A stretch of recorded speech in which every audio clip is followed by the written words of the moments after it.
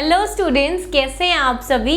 मैं हूं Upasana and I welcome you all to our YouTube channel NEET foundation for class 9th and 10th। अगर आपको हमारे lectures अच्छे लग रहे हैं तो भैया प्लीज़ लाइक करते रहिए, चैनल को सब्सक्राइब कर लीजिए, बिकॉज हम दो लेक्चर्स के बाद आपसे सब्सक्रिप्शन के चार्जेस नहीं मांगने वाले। तो किस बात का वेट कर रहे हो, चैनल को ज़रूर सब्सक्राइब कर लो। इतने क्वालिटी लेक्चर्स हम आपको दे रहे हैं बिल्कुल फ्री ऑफ कॉस्ट। कहाँ मिलते हैं, है ना। तो हमने लास्ट क्लास में मोल कॉन्सेप्ट कर लिया था एटम्स एंड मॉलिक्यूल्स का, पर वो मोल कॉन्सेप्ट अभी अधूरा है। किसके बिना? न्यूमेरिकल्स के बिना। जब तक न्यूमेरिकल्स ही नहीं करेंगे मोल कॉन्सेप्ट से रिलेटेड, तब तक मोल कॉन्सेप्ट का भी कोई भी फायदा नहीं है हमें, ठीक है। तो आज हम उसके न्यूमेरिकल्स करेंगे। तो क्या मैम मोल कॉन्सेप्ट सॉल्व करने के लिए, मोल से रिलेटेड न्यूमेरिकल सॉल्व करने के लिए कोई फॉर्मूला है? बिल्कुल हैं, फॉर्मूलाज हैं और हमें वो यूज़ भी करने हैं। बट वो फॉर्मूला यूज़ करने से पहले बच्चों, हम लोगों ने जो लास्ट क्लास में कॉन्सेप्ट सीखा था, हम उस कॉन्सेप्ट के बेसिस पर ही न्यूमेरिकल्स पहले सॉल्व करने की कोशिश करते हैं। अगला सवाल, क्या मैम एग्जाम में उस कॉन्सेप्ट के बेसिस पर अगर करके आ जाएंगे तो मार्क्स तो नहीं घटेंगे? बिल्कुल भी नहीं घटेंगे। तो आपको कॉन्सेप्ट के बेसिस पे भी न्यूमेरिकल सॉल्व करने आने चाहिए। इसलिए पहले हम एक दो क्वेश्चंस उस कॉन्सेप्ट के बेसिस पे सॉल्व करेंगे, फिर वही क्वेश्चंस को हम फॉर्मूला यूज करके भी सॉल्व करेंगे। तो आइए देखते हैं। तो हमने लास्ट क्लास में बच्चों क्या किया था, हमने आपको लास्ट क्लास में बताया था कि एक मोल में 6.022 इंटू 10⁻23 पार्टिकल्स होते हैं। किसी भी चीज के इतने पार्टिकल्स होते हैं और वो किसके बराबर होता है, और एक मोल जो है वो उतने पार्टिकल्स प्रेजेंट होते हैं, और एक मोल जो है उन पार्टिकल्स के रिलेटिव एटॉमिक मास के बराबर होता है। रिलेटिव एटॉमिक मास के बराबर होता है, रिलेटिव एटॉमिक मास के बराबर होता है। और वो रिलेटिव एटॉमिक मास हम किस में लेते थे? ग्राम्स में लेते थे। किस में लेते थे? ग्राम्स में लेते थे। ये बात मैं आपको बता चुकी हूँ कि एक मोल में इतने पार्टिकल्स हैं और एक मोल ही जो है वो उन पार्टिकल्स के रिलेटिव एटॉमिक मास के बराबर होता था इन ग्राम्स। और इस रिलेटिव एटॉमिक मास को हम ग्राम एटॉमिक मास या ग्राम मॉलिक्यूलर मास भी कहते थे। क्यों? क्योंकि हम वो ग्राम्स में ले रहे थे, और या फिर उसको हम क्या कहते थे? मोलर मास भी कहते थे, ठीक है। फॉर एग्जाम्पल, क्या था रिलेटिव एटॉमिक मास? ऑक्सीजन का रिलेटिव एटॉमिक मास अगर हम देखें, हम कर चुके हैं ये बातें, तो 16 यूनिट्स होता है। कितना होता है? 16 यूनिट्स होता है। पर वो एक ऑक्सीजन एटम का रिलेटिव एटॉमिक मास होता है। एक ऑक्सीजन एटम का रिलेटिव एटॉमिक मास होता है। तो मैंने आपसे अगला सवाल पूछा था कि इतने ऑक्सीजन के अगर पार्टिकल्स होंगे, ऑक्सीजन के अगर 1 मोल पार्टिकल्स होंगे, मतलब 6.022 इंटू 10⁻23 पार्टिकल्स होंगे, तो ऑक्सीजन का एटॉमिक मास कितना होगा? तो हमने क्या कहा था मैम? 16 ग्राम होगा। क्या होगा? 16 ग्राम होगा। हमने यूनिट्स चेंज कर दी थी, यू से सिर्फ जी कर दिया था, पर इस सिर्फ से ही बहुत डिफरेंस आ गया, क्योंकि इस सिर्फ में 16 यूनिट्स में सिर्फ एक ऑक्सीजन एटम का मास है, और इस सिर्फ में 16 ग्राम्स में 6.022 इंटू 10⁻23 ऑक्सीजन एटम्स का मास है। तो आइए अब हम इसी कॉन्सेप्ट के बेसिस के ऊपर अपना न्यूमेरिकल सॉल्व करते हैं। तो हमें उसने पहले न्यूमेरिकल में क्या पूछा है? Calculate the number of moles for the following. हमें नंबर ऑफ मोल्स निकालने हैं। मोल कॉन्सेप्ट है, मोल निकालने को तो आएंगे ही। तो किसके मोल्स निकालने हैं हमें पहले? 52 ग्राम्स ऑफ हीलियम एटम के। फाइंडिंग मोल फ्रॉम मास, ठीक है। मतलब ये मास दिया हुआ है उसने हमें हीलियम एटम का, और हमें इतने मास में कि 52 ग्राम्स में कितने हीलियम एटम्स प्रेजेंट होंगे, हमें वो निकालने हैं उसने। और साथ में देखो लिखा भी है फाइंडिंग मोल फ्रॉम मास, कि इतने ग्राम जो है वो हीलियम एटम आपके हैं। 52 ग्राम हीलियम एटम में कितना मास होगा?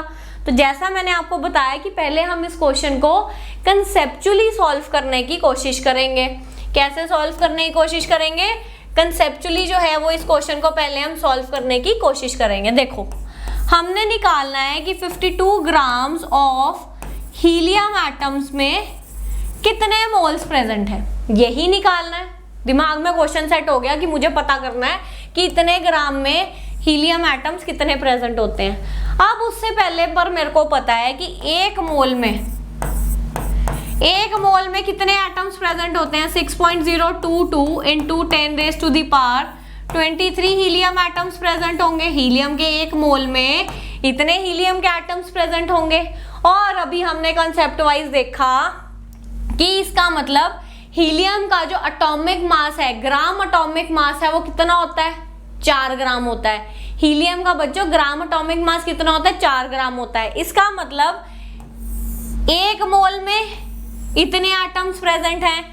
इसका और साथ में जो 4 ग्राम में कितने एटम्स प्रेजेंट है, इसका मतलब एक मोल ही प्रेजेंट है, is equal to 6.022 into 10⁻23 helium atoms. I hope आपको ये बात समझ में आई होगी। एक मोल में इतने एटम्स प्रेजेंट हैं और हमें पता है वो एक मोल किसके बराबर होता है, उसके किसी भी पार्टिकल के ग्राम एटॉमिक मास के बराबर होता है, या फिर क्या कह सकते हैं उसको, रिलेटिव एटॉमिक मास के बराबर होता है इन ग्राम्स, है ना। तो इसका मतलब 4 ग्राम जो हीलियम एटम है, 4 ग्राम जो हीलियम एटम है उसमें क्या हो, उसमें कितना होगा, उसमें एक मोल प्रेजेंट होगा और उस एक मोल में इतने पार्टिकल्स होते हैं। ये बात समझ में आई यहाँ तक।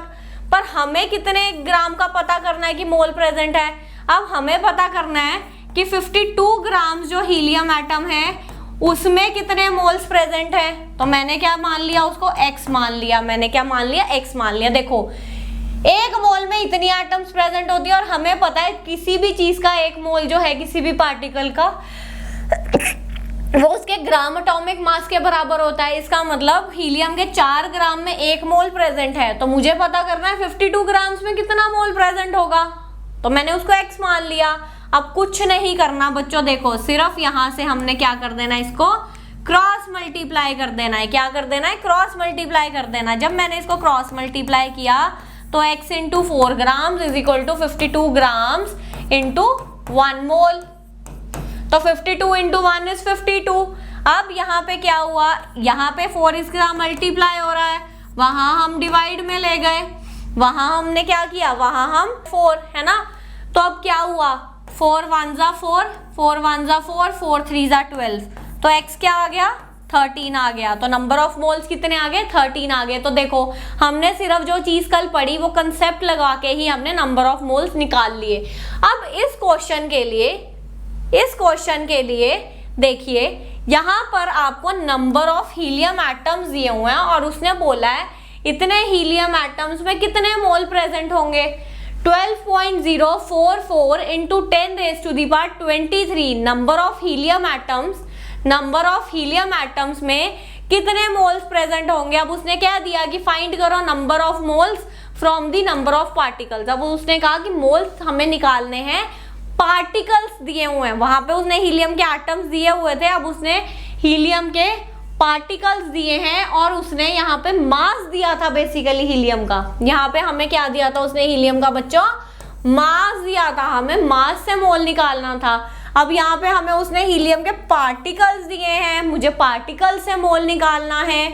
तो हम कैसे निकालेंगे, कंसेप्चुअली कैसे निकालेंगे। तो कंसेप्चुअली कैसे निकालेंगे, हमें कितने नंबर ऑफ पार्टिकल्स दिए हुए हैं, 12.044 इंटू 10⁻23 इतना ही दिया हुआ। देखें फटाफट, बिल्कुल 12.044 इंटू 10⁻23 हीलियम के पार्टिकल्स मुझे दिए हुए हैं और मुझे पता करना है कि इसमें कितने मोल्स जो हैं वो इन पार्टिकल्स में होंगे। अब देखो फिर से वही, अगर मैं कॉन्सेप्ट लगाऊं, मुझे पता है वही कॉन्सेप्ट हर जगह लगना है। एक मोल में 6.022 इंटू 10⁻23 पार्टिकल्स होंगे हीलियम के। ये बात तो आपको पता लग गई। तो आप अगर देखो कि ये 6 से डबल है, सिर्फ 12, तो अगर एक मोल में इतने पार्टिकल्स हैं तो ऑब्वियसली जो 6.022 इंटू 10⁻23 से जो डबल पार्टिकल्स होंगे वो ऑब्वियसली 2 मोल में प्रेजेंट होंगे। इससे जो डबल पार्टिकल्स होंगे वो ऑब्वियसली किस में होंगे, 2 मोल में होंगे। देखो बच्चों अभी हमने 2 क्वेश्चन करे कंसेप्चुअली। एक क्वेश्चन में तो उसने हमें मास दिया हुआ था तो हमने मास से मोल निकाला, दूसरे क्वेश्चन में उसने हमें नंबर ऑफ पार्टिकल्स दिए हुए हैं। तो नंबर ऑफ पार्टिकल से आपने मोल कैसे निकालना है? नंबर ऑफ पार्टिकल से जब हमने अपना कॉन्सेप्ट ही लगाया कल वाला, कोई फॉर्मूला नहीं लगाया, तो हमने देखा, दिमाग लगाया सिर्फ कि एक मोल में जब 6 पार्टिकल्स हैं, 6.022 इंटू 10⁻23 पार्टिकल हैं, तो ये उससे डबल है, ये उससे डबल है जो हमें नंबर ऑफ पार्टिकल दिए हुए हैं। तो डबल ऑब्वियसली जब एक मोल में आधा है तो डबल तो 2 मोल में ही होंगे ना, तो हमारे नंबर ऑफ पार्टिकल्स निकल गए। ऐसे ही हमारा जो ये वाला न्यूमेरिकल है ये भी बच्चों सॉल्व हो गया। अब मैम फॉर्मूला तो बता दो मोल निकालने का। बिल्कुल, अब हम फॉर्मूला की बात करते हैं मोल निकालने के लिए। फॉर्मूला, 2 मेजर फॉर्मूला जो यहाँ पे नंबर ऑफ मोल्स निकालने के लिए यूज होते हैं वो है बच्चों, देखो, पहला फॉर्मूला है number of moles is equal to given mass upon में मोलर मास। आप प्लीज ये फॉर्मूला साथ साथ लिख लीजिए, गिवन मास अपॉन में मोलर मास, पहला फॉर्मूला। दूसरा फॉर्मूला है number of moles is equal to given number of particles, given number of particles divided by Avogadro's number, divided by Avogadro's number. अब ये जो गिवन मास है बच्चों, इसको हम स्मॉल m से, और जो मोलर मास है उसको हम कैपिटल M से डिनोट करते हैं। गिवन मास को बच्चों हम स्मॉल m से और मोलर मास को हम कैपिटल M से डिनोट करते हैं। आप ये स्क्रीनशॉट लेते जाइए, फटाफट इसको लिख लीजिए। सिमिलरली नंबर ऑफ पार्टिकल्स को हम कैपिटल N से और एवोगैड्रोस नंबर को हम N0 से रिप्रेजेंट करते हैं, ये तो हमें पता ही है। तो ये 2 डायरेक्ट फॉर्मूलाज हैं नंबर ऑफ मोल्स निकालने के लिए, ठीक है। अब मैम जो वो न्यूमेरिकल दिया हुआ था, आप प्लीज वो अप्लाई करवा दो यहाँ पे। बिल्कुल, हम अप्लाई करते हैं, देखिए। आइए, तो हमें पहला न्यूमेरिकल उसमें क्या था कि 52 ग्राम्स ऑफ हीलियम एटम्स में, 52 ग्राम्स ऑफ हीलियम में, बेसिकली 52 ग्राम्स ऑफ हीलियम में उसने कहा था मोल्स निकालने हैं। 52 ग्राम्स ऑफ हीलियम में उसने क्या कहा था? मोल्स निकालने हैं, यही क्वेश्चन था। तो आपका फॉर्मूला क्या है? गिवन मास अपॉन में मोलर मास। तो इसका मतलब गिवन मास क्या है बच्चों? जो ये आपको क्वेश्चन में दिया हुआ है, ये आपका गिवन मास है। तो आप बहुत इजीली फॉर्मूला अप्लाई करके गिवन मास अपॉन में मोलर मास लगा के आप न्यूमेरिकल निकाल सकते हैं, है ना। तो मैंने फटाफट लिखा गिवन मास अपॉन में मोलर मास। तो नंबर ऑफ मोल्स को हम स्मॉल n से डिनोट करते हैं। गिवन मास बच्चों मेरा कितना है? 52 ग्राम्स है। क्या है? 52 ग्राम्स है। और मुझे पता है हीलियम का मोलर मास, तो हमें पता है, वो याद रखने पड़ेंगे, उसके अलावा कोई इलाज नहीं है। हीलियम का मोलर मास कितना होता है? 4 ग्राम होता है। कितना होता है? 4 ग्राम होता है। तो इससे नंबर ऑफ मोल्स कितने आ गए? 4 1 जा 4, 13 मोल्स आ गए। n कितना आ गया? 13 आ गया। कोई यूनिट्स नहीं है मैम, ग्राम से ग्राम कट गया है, ठीक है। तो नंबर ऑफ मोल्स इस तरह इस फॉर्मूले में इजीली पुट कर आ गए। सिमिलरली अगला क्वेश्चन क्या था आपका? आपका अगला क्वेश्चन था 12.044 इंटू 10⁻23 पार्टिकल्स दिए हुए थे हीलियम के, पार्टिकल्स ऑफ हीलियम दिए हुए थे। और इन पार्टिकल्स ऑफ हीलियम में उसने पूछा था कि नंबर ऑफ मोल्स कितने प्रेजेंट होंगे इतने पार्टिकल्स में हीलियम के। तो डायरेक्टली मैंने क्या किया? Number of moles is equal to given number of particles upon Avogadro's number का फॉर्मूला लगाया। नंबर ऑफ पार्टिकल्स दिए हुए हैं, तो गिवन नंबर ऑफ पार्टिकल्स कितने दिए हैं बच्चों मेरे को? 12.044 इंटू 10⁻23 और एवोगैड्रोस नंबर मुझे पता है क्या होता है? 6.022 इंटू 10⁻23। जब आप इसको कटिंग करेंगे तो यहाँ पे आपका n जो है वो 2 आ जाएगा। तो देखो आंसर सेम आया, यहाँ भी n 2 था, जब हमने अपना कॉन्सेप्ट लगाया वहां भी 2 था, जब यहाँ पर ये चीज करी फॉर्मूला लगाया तो भी 13 आया नंबर ऑफ मोल्स, वहां भी 13 आए। तो तो आप किसी भी तरीके से सॉल्व कर सकते हैं जो आपको इजी लगता है, ठीक है। अभी बच्चों यहाँ पर तो हमें नंबर ऑफ मोल्स निकालने को बोला था। अब आपको ये फॉर्मूला में कोई भी दो चीजें दी हो सकती हैं। हो सकता है आपको यहाँ पे गिवन मास दे रखा हो और आपको मोलर मास तो पता ही है, सॉरी आपको नंबर ऑफ मोल्स दे रखे हो पर गिवन मास निकालना हो आपको। अगर मान लो आपको गिवन मास निकालना है, नंबर ऑफ मोल्स दे रखे हो, मोलर मास तो आपको पता ही है, तो आप क्या करेंगे, इन दोनों को आपस में मल्टीप्लाई कर देंगे। तो गिवन मास का फॉर्मूला क्या बनेगा आपका, given mass is equal to number of moles into molar mass. क्या बनेगा, number of moles into molar mass. ऐसे आप गिवन मास भी निकाल सकते हैं। अगर आपको नंबर ऑफ मोल्स दिए हुए हैं, उसने पूछा इतने मोल्स का जो मास है वो कितना होगा, तो आपको गिवन मास निकालना है, तो molar mass into number of moles. Molar mass ऐसा ही हम एक क्वेश्चन कर देखते हैं अभी फटाफट से। चलिए आइए क्वेश्चन लिखिए, calculate the mass of the following. Calculate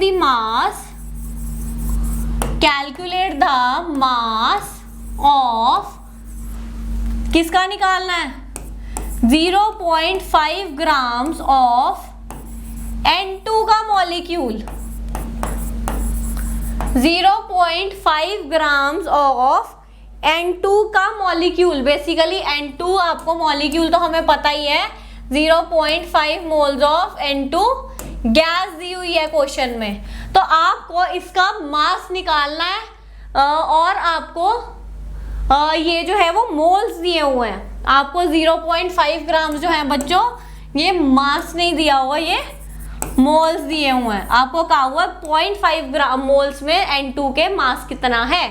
तो हमें क्या है, अब हमें नंबर ऑफ मोल्स तो दिए हुए हैं, गिवन मास हमें निकालना है ना, गिवन मास हमें निकालना है। अब N2 का मॉलिक्यूलर मास कितना होता है, मोलर मास क्या है उसका, एटॉमिक या फिर molecular mass, gram atomic mass या ग्राम मॉलिक्यूलर मास। तो अब मुझे ये निकालना पड़ेगा पहले। तो मुझे पता है एक नाइट्रोजन का मेरा एटॉमिक मास कितना होता है, ग्राम एटॉमिक मास कितना होता है, 14 ग्राम। तो 2 का कितना होगा, 2 का कितना होगा, 28 ग्राम होगा। 2 का कितना होगा, 28 ग्राम होगा, है ना। 2 का कितना होगा, 28 ग्राम होगा। तो मुझे यहाँ पे नंबर ऑफ मोल्स, यही मैं वैल्यू पुट कर देती हूँ। नंबर ऑफ मोल्स कितने दिए हुआ, 0.5। तो मैंने आपको क्या बताया था, गिवन मास का यहाँ से हमारा क्या फॉर्मूला बन रहा है, 28 इंटू 0.5 मोल्स। यही मैंने आपको बताया था, फटाफट से इसको लिख लीजिए, 28 इंटू 0.5 मोल्स। तो अब आपने इतना लिख लिया होगा, तो जब आप इसको सॉल्व करेंगे यहाँ से आपका आ जाएगा 14 ग्राम्स। क्या आ जाएगा, 14 ग्राम्स। मैम सॉल्व कैसे करें, डेसिमल नीचे ले लीजिए, 5 1 ज़ा 5, 5 2 ज़ा 10, 2 1 ज़ा 2, 2 1 ज़ा 2, 2 4 ज़ा 8। डेसिमल हटा के नीचे 10 ले लिया और हमने सॉल्व कर दिया। तो इस तरह से हमारा जो है वो मास भी निकल जाएगा। तो बच्चों आपको नंबर ऑफ मोल्स या गिवन मास दोनों में से कोई एक चीज दी होगी। मोलर मास आपको याद है तो आप दूसरी चीज निकाल सकते हैं। गिवन मास का आप ये डायरेक्ट फॉर्मूला लगा लीजिए, given mass is equal to number of moles into molar mass. Given mass is equal to number of moles into molar mass. तो इसी तरह के आपके जो है वो मोस्टली जो है वो क्वेश्चंस बनते हैं एग्जाम में। तो आज इस मोल कॉन्सेप्ट के साथ थोड़े से न्यूमेरिकल्स की प्रैक्टिस के साथ हमारा एटम्स एंड मॉलिक्यूल्स का चैप्टर खत्म हो गया है। अगर आप चाहते हैं कि मैम मोल कॉन्सेप्ट के न्यूमेरिकल्स और ज़्यादा प्रैक्टिस करवा दो तो आप प्लीज़ मुझे चैट बॉक्स में डालिए। अभी के लिए हमारा ये चैप्टर 2 न्यूमेरिकल्स भी हमने आज इसके दोनों कॉन्सेप्चुअली और दूसरे तरीके से आज हमने इसके न्यूमेरिकल्स जो हैं वो सॉल्व कर लिए हैं। तो एटम्स एंड मॉलिक्यूल्स का चैप्टर ख़त्म हो गया है। अगर लेक्चर्स अच्छे लग रहे हो तो लाइक ज़रूर कर दीजिए, चैनल को सब्सक्राइब कीजिए। See you, bye bye with another new full-fledged chapter in the next class. कौन सा chapter? That is going to be a surprise. Bye bye बच्चों।